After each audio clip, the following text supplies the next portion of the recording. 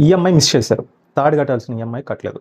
So, దాన్ని మీరు 6థో, 7థో month అంతా టైం ఉంది గదా! 30థ్ పే చేద్దాం, లేదా 28థ్ పే చేద్దాం, 25థ్ పే చేద్దాం అని ఎప్పుడూ అనుకోవద్దు.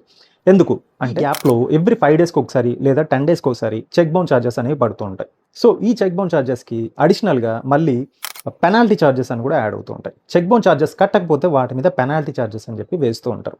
సో, వీటి నుంచి తప్పించుకోవాలి అంటే ఒకటే సొల్యూషన్.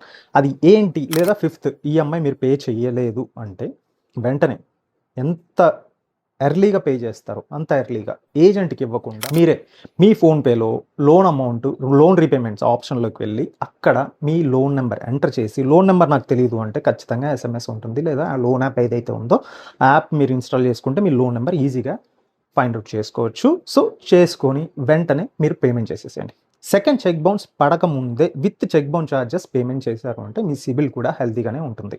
ఒకవేళ మీరు డిలే చేస్తూ పెనాల్టీ ఓన్లీ ఈఎంఐ మాత్రమే కట్టుకుంటూ ఉంటే ఖచ్చితంగా మీకు పెనాల్టీ చార్జెస్ యాడ్ అవుతాయి. చెక్ బ్యాంక్ వాళ్ళు పంపించినప్పుడు అది మళ్ళీ బౌన్స్ అవుతుంది. ఒకవేళ మీరు వేరే ఈఎంఐ కూడా ఆ బ్యాంకులో పెట్టుకొని ఉంటే ఆ అమౌంట్, ఈ అమౌంట్ అన్నీ కట్ అవుతూనే ఉంటాయి. ఈ ప్రాసెస్‌ని మీరు స్టాప్ చేయాలి. With EMI plus with cheque bounce charges అనేవి మీరు పేమెంట్ చేశారంటే ఇవన్నీ కూడా మీరు స్టాప్ చేయొచ్చు. సో, ఈసారి పేమెంట్ చేసినప్పుడు ఈఎంఐతో పాటు చెక్ బౌన్స్ చార్జెస్ కూడా పేమెంట్ చేయండి.